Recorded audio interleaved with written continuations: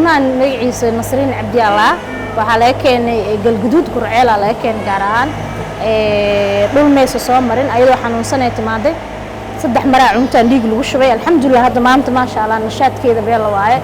isbitaalka hooyada iyo dhallaanka Banaadir ayaa sanadii u dambeeyay waxaa ka socday dayactir dhan walba ah qaybaha uu maamulka xoogga saarayna waxaa ka mid ah qaybta caruurta oo ay jaamacadaha dalka ka dalbadeen in ay dayactir ku sameeyaan qaybtan kadibna doorkaasi waxaa qaatay jaamacadaha dalka intooda badan dhismooyinka kala duwan ee la sameeyay qaybta roolka ugu dambeeyay hadda waxaa qaatay jaamacadaha dalka oo ilaa 14 jaamacadood waxa ilaahay nooga suurtageliyay inay contribution isku qoraan maxaa la dhahay lacag isku qoraan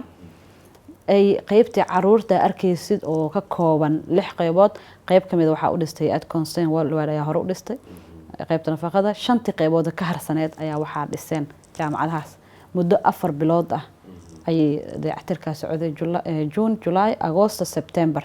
October ayaan furnay oo wasiirada caafimaadka iyo jaamacadaha madaxda ugu sareysay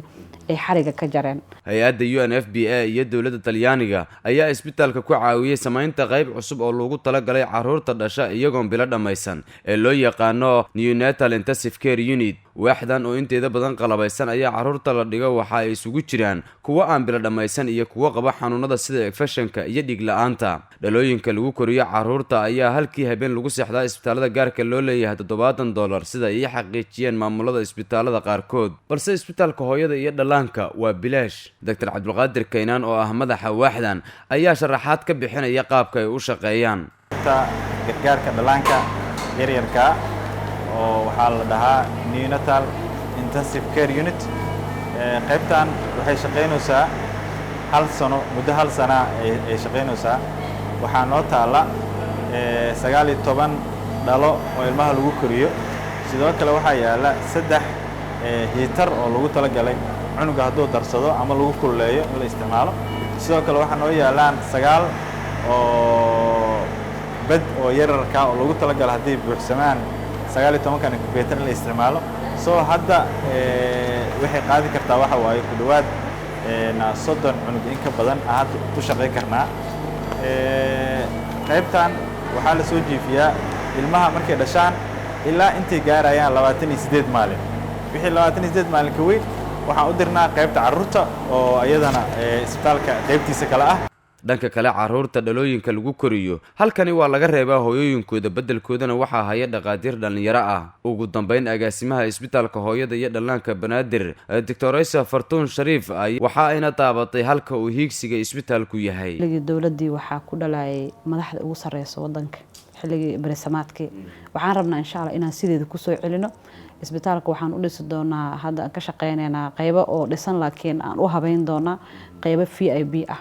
oo hooyadii aniga kula hadlaayo isbitaalka Banaadir ayaan ku dhashay xilligii 8 dabcan 2000 iyo hadda bishii May la soo dhaafayna aniga ayaa gabadheedii curad yaraanka ahayd ayaan ku dhalay marka muddo 3 sano gudahood waxa ii suurta gashay inaan maxay ahayd isbitaalka aniga aan ka shaqeeyo oo shaqada adag ka qabanay inaan ku dhalo alxamdulillah oo gabar maxay ahayd aan ku dhalo waxaan rajeynayaa gabadhaas inay insha Allah ayadana isbitaalka oo badca qabo oo horumaray oo gaaray isbitaalaadka dibadda ugu caansan aqaan iyo ka gudbay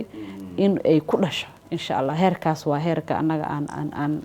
ka rajeynayno Ilaahay haduu Ilaahay yaraaho warkan iyo warar kale oo xiiso badan waxaad ka bogan doontaa channelka yaga Runta TV oo had iyo goor ku soo gudbin doona warar sugan oo xaqiiqo